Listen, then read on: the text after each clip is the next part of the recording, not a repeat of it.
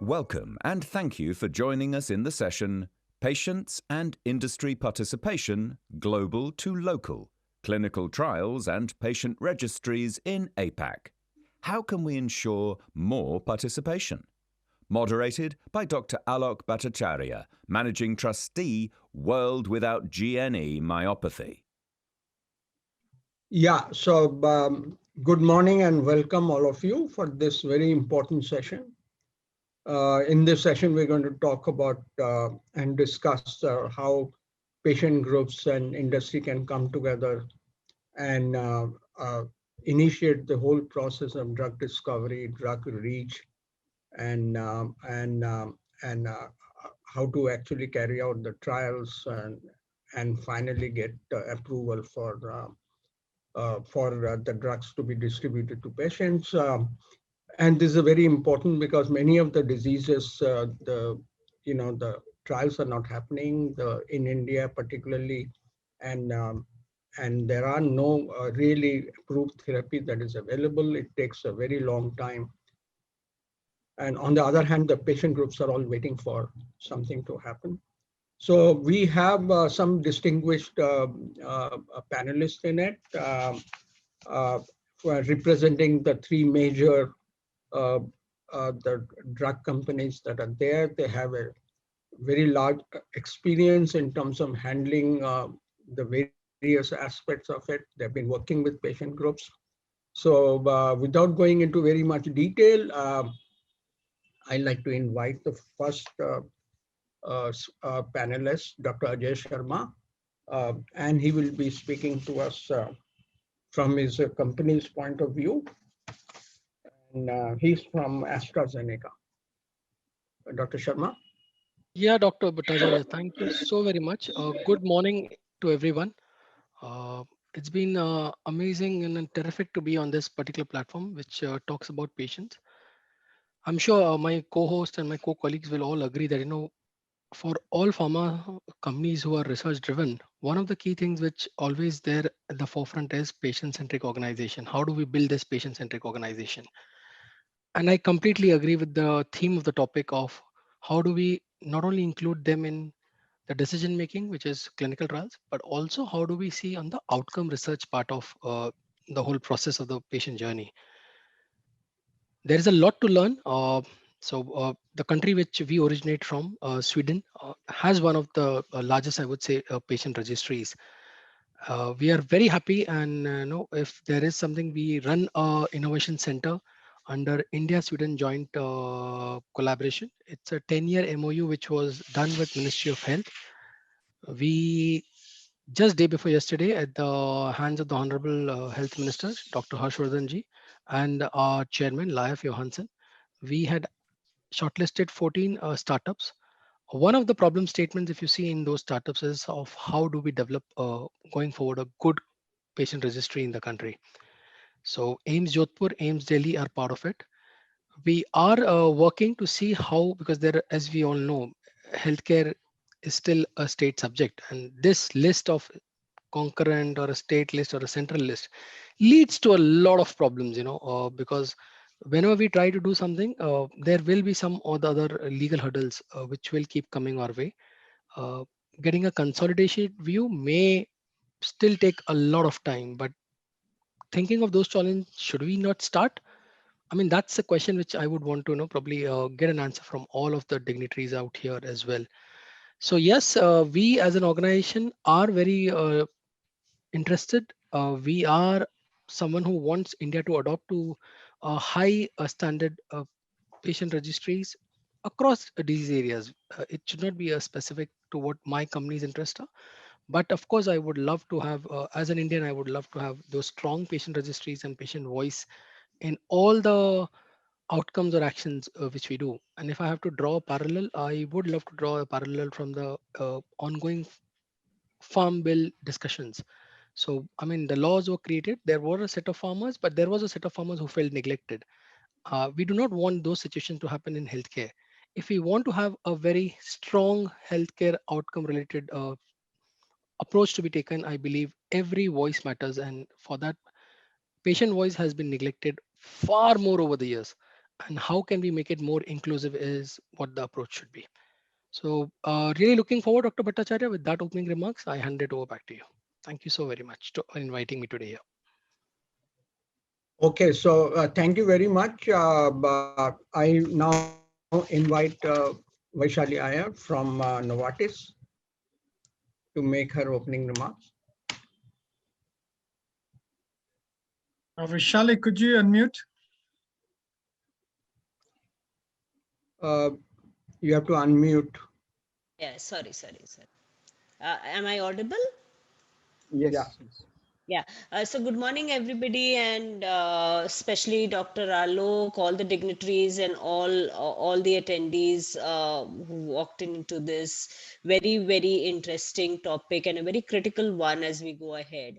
So for me, honestly, we are all on a journey where we actually started engaging with patients, and from an organization perspective, I think really proud about the fact that at Novartis, a couple of years back, we went ahead and launched our commitment to patients and caregivers, which basically was aiming with a real ambition to embrace patient perspective in every aspect of the work that we do.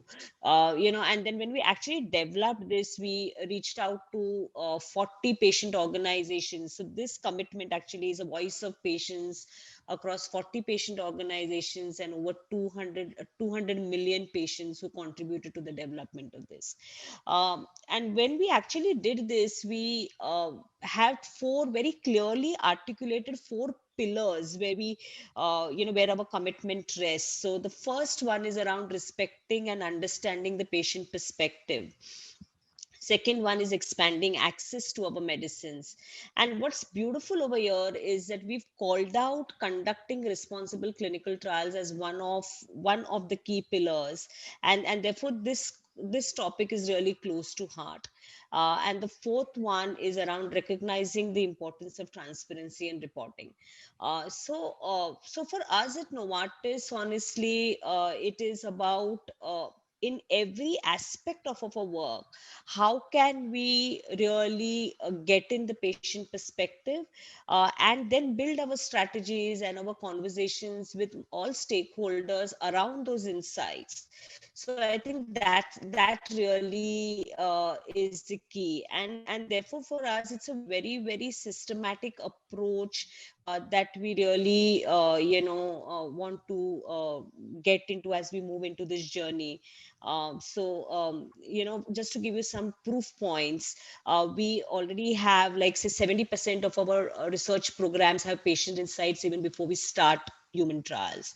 So there are lot many such proof points that we really get into, and we're putting this actively into practice.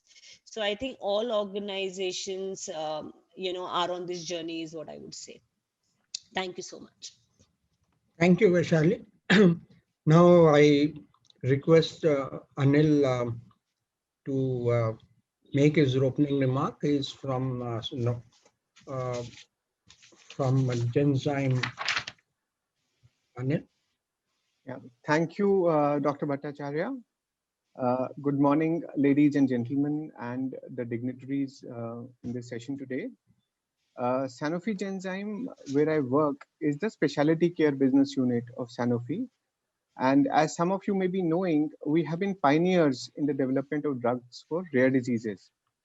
The topic that I'd like to touch upon today, and which is very close to my heart, is how do we really develop patient organizations, and how do we really empower them, and how do we make them strong, especially because in India we don't have too many patient organizations. That is, I would say, still a relatively new concept in our country, and more so organizations that are strong, that have a good network with the patients in the country, the HCPs, the regulators. So I think a lot of work needs to be done in that part.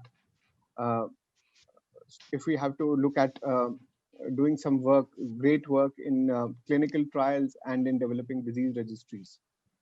Now, going back to the history of our company, when we launched our first drug for Gaucher disease in the early 90s in the US, it was estimated that there were only a few hundred patients with Gaucher disease. And many of those patients also were yet to be diagnosed. So you can imagine our dilemma at that point of time.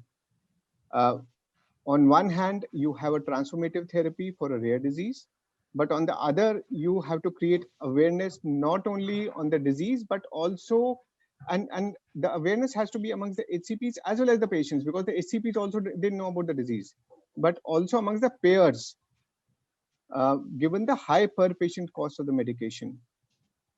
And even after that, many of our subsequent therapies have also been first-in-class treatment options. And as a result of that, what has happened is that we've ended up doing a lot of work in developing patient groups across the world. In addition to that, given the disease areas that we've been operating in, we have done a lot of work in developing and supporting disease registries for many disorders. In India, we started our operations in Sanofi Genzyme way back in 2007, 2008. And here I would like to share my own experience as we started work in this area. And some of the key facilitators which I feel for developing the patient groups are, of course, first and foremost is an interested and committed set of patients and their caregivers. That, of course, is forms the base of a strong patient group. Supportive HCPs from prominent government and private setups, both. There have to be platforms which should be there to create and maintain a buzz on the disease area and the cause which the patient group is espousing at that point of time. What also helps is to have some prominent national or regional personalities to espouse the cause. You can call them cause ambassadors. For example, in the case of rare diseases and lysosomal storage disorders, Shan, the well-known singer, and Karthi Sivakumar, a very well-known South Indian actor, have been long-standing and committed cause ambassadors. Azharuddin, you all know, is the famous cricketer, had also espoused their cause in the past. Another area which you can look at is multiple sclerosis, where the organization has existed for a long time, and Milind Soman has been associated with them for a long time as such. Very important here is to have advocates amongst the bureaucracy, the legislature, and the media. And of course, there has to be support, a long-standing support from the drug manufacturers, the diagnostic companies, the CROs, and others. There have to be multiple sources of support for the patient groups. It is also important for patient groups to develop a strong network with other patients so that as many patients and their caregivers as possible become a part of the patient group. This becomes even more important when the patient groups start working in areas like drug discovery, patient registries, and natural history studies. And we are seeing that work now starting to happen in India as well. So you have DART in Bangalore, where the patient group is working towards developing a drug for DMD, for example. So this can be done by having a close connect with HCP so that they can refer their patients to these support groups. What also helps is to have an advisory board comprising national and international KOLs. Besides helping the groups in increasing their patient base, it also helps them in keeping abreast with the latest scientific developments and being connected to the organizations whenever any new clinical trial is taking place. Sometimes what happens is for many of the disorders, there are companies that do not have a presence in India, but they would still want to do some clinical trials in India. Then how do they reach out? But so that is where the role of these KOLs comes into the picture. Having an affiliation with an international organization also helps, because then you can get connected to a bigger ecosystem and you can benefit from their learnings. In India, what I feel, what could be one step going forward is the involvement of patient groups when the decisions regarding drug approvals are being taken by the DCGI. So maybe during the SEC meetings, um, the patient groups could be invited by the regulators so that they can provide their perspective. You already have the HCPs approving the drugs, but the patient perspective is not there. So maybe that is something which would be introduced. From a company perspective, if I look at Sanofi and in India specifically, our clinical research team has already initiated the process of collaborating with patient groups. We have to ensure that the patient perspectives are considered during the research efforts. And we do need to share information about our studies with patients. And this is a trend which has now started happening much more than it used to happen in the past. And finally, I think from a company perspective, I think the companies have to be seen as partners with the patient groups to enable a sense of shared purpose. If I look back at our company only, we have a very unique charitable access program which started in India way back in 1999, even though Sanofi Genzyme did not have a commercial presence. And when we ultimately started in 2007, 2008, we worked with the patient associations, and ultimately this resulted in the formation of a patient group for rare diseases and for lysosomal storage disorders in 2009. And they in turn started doing a lot of things which I mentioned earlier. So I think a lot of work needs to be done, but yes, this is I think we have started getting into this area in a big way now, as compared to when we first started in the early 2000s. So I think it's a very opportune time for this seminar to have happened, and there should be some good learnings that can be taken from here, and this has to be followed up to make sure that we do something in this space going forward. That's it from my side. Okay, thank you, Anil. I think we heard from all of you and all the efforts that you're making. So there are a few issues that I want to bring out. One is that, in India particularly, or other developing countries, large number of diseases, there are no patient groups. And even if there are patient groups, because I'm familiar with quite a few of them, very large range of diseases, they feel that they are not empowered. They feel that they're kind of lost the way to go about to how to organize themselves, how to make their voice heard. So my question to all three of you is that is there some kind of a recipe how to build an organization and how to empower this organization? Ajay? Ajay, can you? Yeah, sure. Anil, do you want to go first? It's okay. You want to go first, Anil? Yeah.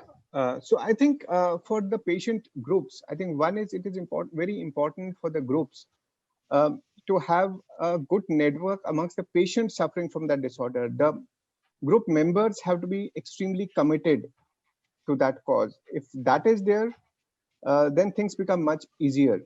And then they have to be linked to the HCPs. What we have seen in the past, in some cases, is that there's a trust deficit between the patient groups and the physicians, so that knowledge transfer doesn't happen. So patients, the physicians may be having the patients, but they do not want to refer the patients to the patient groups. So the group doesn't get strengthened over there. So that bridge needs to be created. And that can be done, in my opinion, by involving the physicians from very early on during the formation of the patient group, by having them as advisors and regularly taking their inputs. inviting the physicians to their meetings, because it has to be a joint effort. It cannot be a standalone effort by the patients. Okay, Ajay? others? Ajay, you have? Yes. So I think Dr. Bhattacharya, what I do agree that, if you see in India, traditionally the way we have come up and traditionally the way healthcare facilities have come up, we are still in that stage where patients, I mean, that's what one of the arguments which most of the regulators will give, that, our consumers are not well aware. They are still not well equipped to make those decisions in their favor. And it is largely a physician driven or a physician company driven decision making which happens in the whole process. So I somewhere believe the first step to achieve is awareness in any aspect which we want to, drive. But I rightly agree with, my co-panelist Anil. What he said was, this is not a full-time job. So if you see largely the patient groups which exist in our country today are actual patients or their family group members who have actually suffered through it, who have gone through that ordeal, and who have started asking that, probably I have faced these difficulties. Maybe my other co-patients or co-colleagues or my other partners who probably will be facing the same disease area shouldn't face, or probably something can be, driven there. So yes, you are right that we are still at a very initial stage of, enjoying the fruits of what a patient group can deliver. I see a lot of positives which has happened over the years. So one of the biggest example is in clinical trial, let's say the ethics committee. So if you see the composition of the ethics committee, first of all, the ethics committee weren't registered. Today, they are mandatory to register post the 2017 new city guidelines. Under Rule 122, they are forced that there has to be non-technical members, which can also have patient groups on them. So there has been a start which has started. I like the suggestion which Anil also made previously, was about, can we have patient groups even when the drug approval is being given at a CDSO level, because there is no patient voice there. So at least the uniform points where we can start involving patient groups more uh, can be a great step forward. Let's say Ministry of Health, for that matter, a lot of decisions are made at Ministry of Health by the bureaucrats. How many of them have consulted patient groups ever?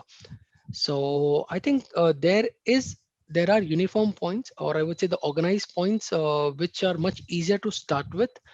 And then how do we take it forward in building? Because I said healthcare still largely is a state subject. uh, if we have to really unlock the power of patient groups, we will need both the center and the state to come together the way they have done on multiple reforms like GST and others, wherein they will have to take that initiative. And I hear you out loud that, Dr. Vijay Raghavan is very keen, and there is a consortium being formed. So I think those kind of initiatives will need to be implemented at a mass scale.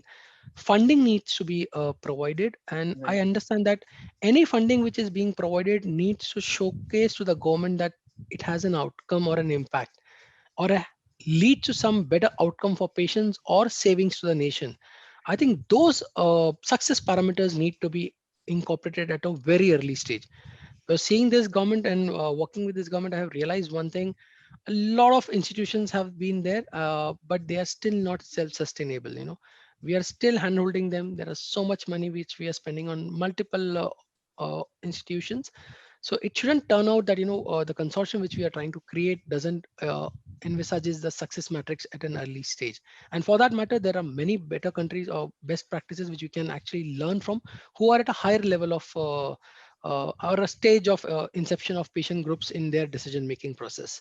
So yes, it's a great start. There is awareness, at least within certain circles. There is an awareness within the patient groups as well, that they need to play a more important role. So I think the awareness between these circles need to be uniform across the spectrum if possible.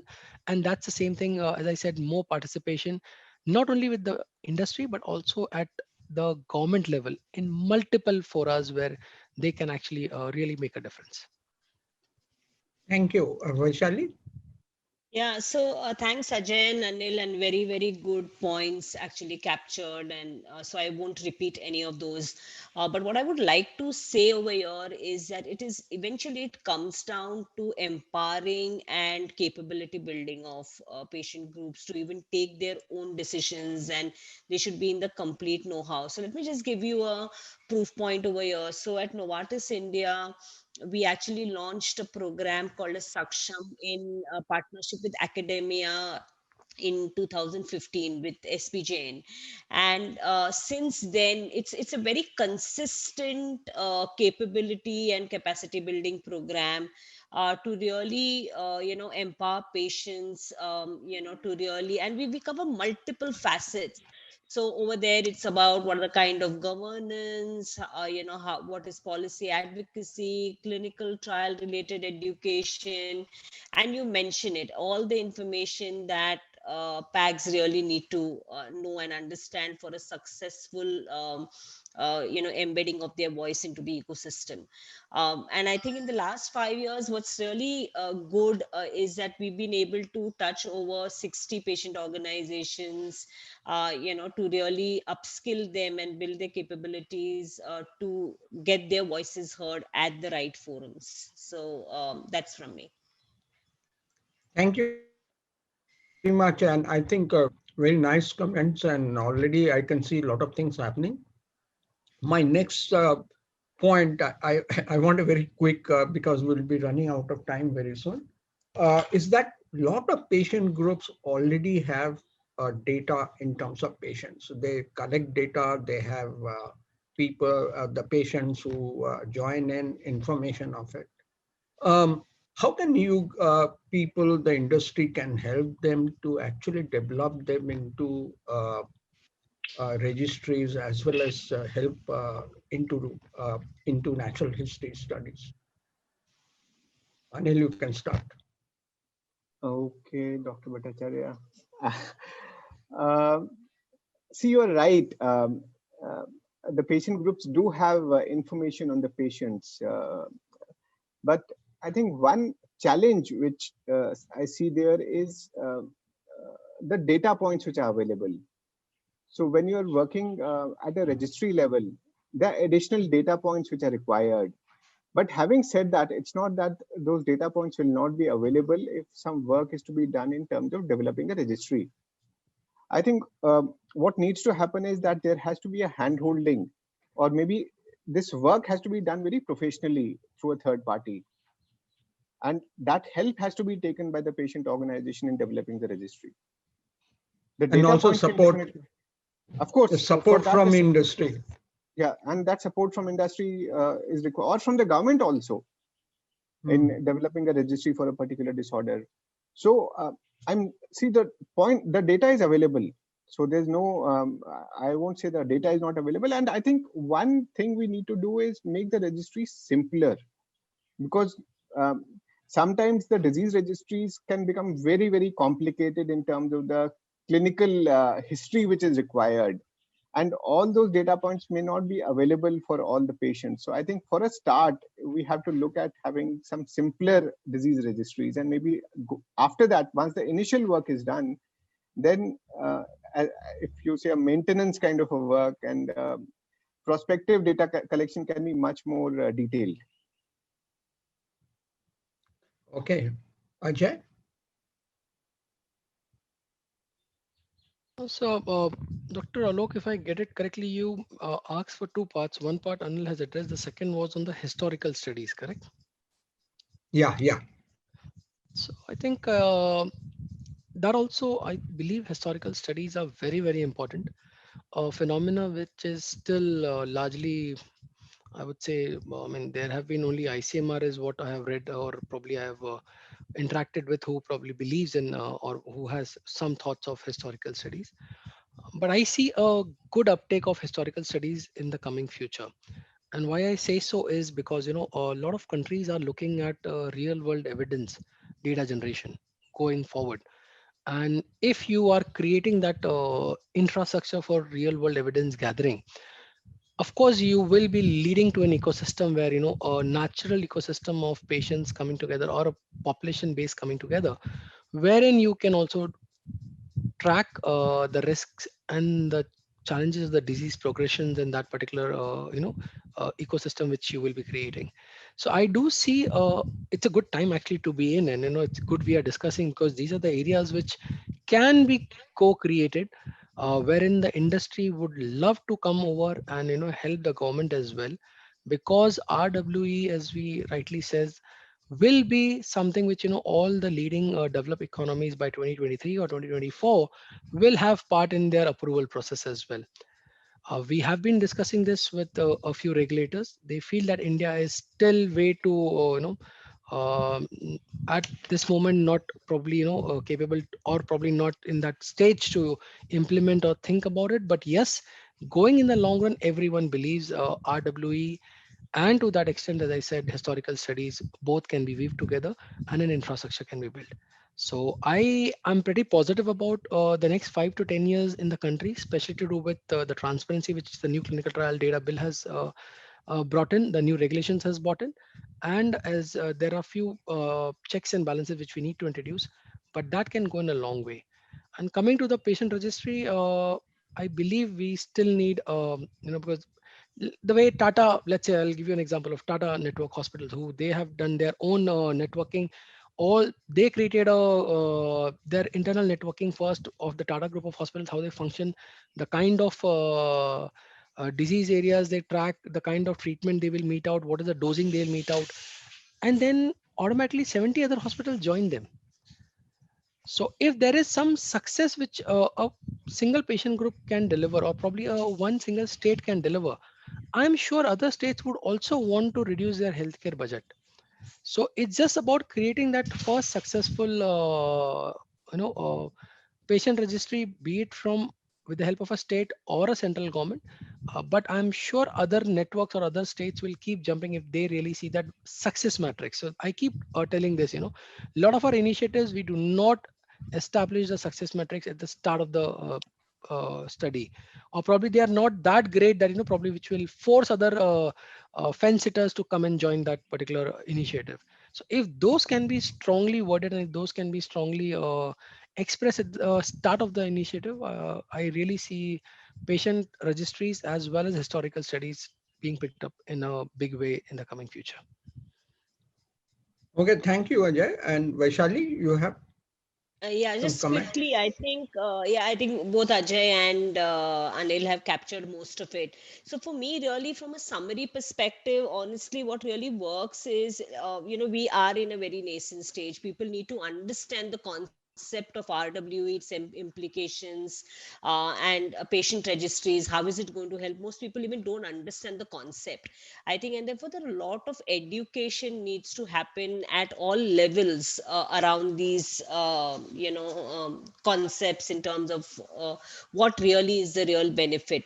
And just to add to this, I think data privacy, transparency, and simplicity, I think we've spoken it in various forms, become very, very critical as we move ahead in this journey.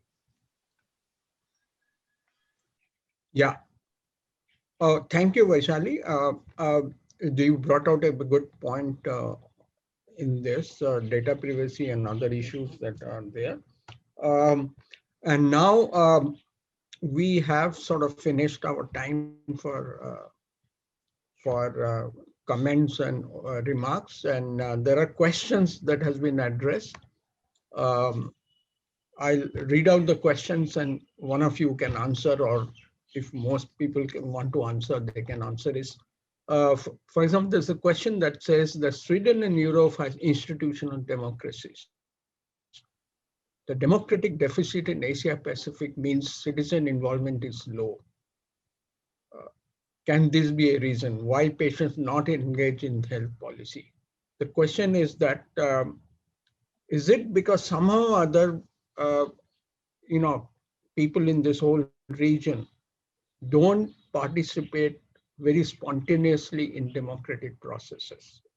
Be awareness, be education, is this the reason why it's not so much of citizens, why citizens don't form a strike like this farmers strike? Any of you or some of you? Uh, Dr. Alok, I don't think that is a challenge. I think if I take the case of India, for example, I think we do have a democracy here, and I don't think there's any kind of a restriction in terms of having a vocal patient voice. I think it's just that we are it's still in a state of evolution, as I would say, that slowly people are getting aware of the fact that they should be coming together, raising their voice, and then approaching the government or the industry or whatever they have to do to raise awareness on the disorders. In the past, we've been actually battling with many of the communicable diseases. And I think it's only recently that that kind of awareness has come with the better health infrastructure also in the countries, that there are other diseases that need to be looked at. I think that is the bigger challenge rather than the state of affairs from a governmental perspective. I don't think there are restrictions in most countries in Asia Pacific to have an active patient voice as such. I don't think the government really tries to suppress a patient voice here. So, Dr. Alok, this is a brilliant question, actually. I have to comment that, it's about understanding the way, probably India is geared up to, or the way India is positioned. And I really compliment the question, the person who's asked this question. Because if you see even our voting pattern rights, right, which is our basic fundamental right, even there we at best, the southern states would fare somewhere around 70 or 75%. I mean, the other lagging states, which are like Bihar or something, probably will end up at 50% or probably a 45%. And this I'm talking about depending on the importance of the election and the kind of buzz which has been created. So you're right that, at particular times, it also is about uh, the overall development of the state and the ecosystem which has happened. So if you see why is southern states going to 70% and why are the other states still lagging at a 50%? And it all comes back to the same question, is about awareness. What is in it, or what is the importance in it for the people who are participating? Somewhere we are still at that stage of development where we are still asking these questions, and these our decision making outweighs or is based on the decision making of which is like not in the overall goodwill of the country or overall goodwill of the mankind. It is more to do with how will it work for me, what is it in it for me, how will it go for me. So till that time, as I said, it's just a matter of evolution, sorry. So as we are moving forward, as India's GDP is moving forward, and that's where the key criteria will be, all of these things will start becoming important.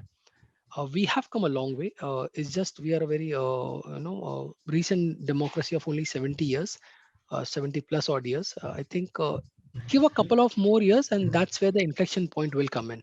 But yes, I do agree that somewhere our belief in the democratic process still needs to take a strong root. But that cannot be the only reason for a strong patient registry not being created. As I said, it is also about the legislature. It is also about the empowerment, which I like the word which Vaishali used, the empowerment which patients will feel or probably is given out. That also needs to come, into this picture. So I'll give you an analogy here about the RTI Act. Earlier, when the Act wasn't there, you never heard about RTI activist. But when the act got its powers, when the act was very strong, we see so many RTI activists, and we see such a immense network of RTI activists coming out and who are fighting day in day out using this law. So somewhere that legislature also needs to support if we really wish to, the patient groups to have a say and a strong voice going forward. Vaishali, you want to add? No, just one point over here. Just to add to is there could be also individual biases, which could clutter the thinking. So, and beyond that, I think Dr. Ajay and Anil have captured in terms of, I think, so awareness is very, very, very, very critical. Yeah, I sort of agree with both of you, all three of you in some sense, but I think my experiences in this rare disease policy and then compassionate use policy has been that I think the patient groups need to understand how this whole democratic process works. I think there is a need for hand holding to how to push for these ideas. Anyway, so there are some more questions, though we are running out of time. Can an independent nurse or nominated and named person be a patient representative in each health center? So there can be in different health center, whether we can have a nominated person or a representative or somebody who can be in each health center if we have a person who understands this area of patient and patient issues. Can this help? It's a good I think idea. this.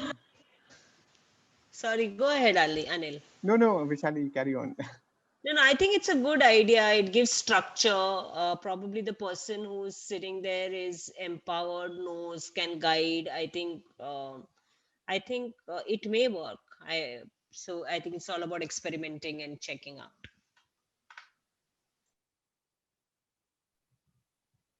Okay, so anybody else?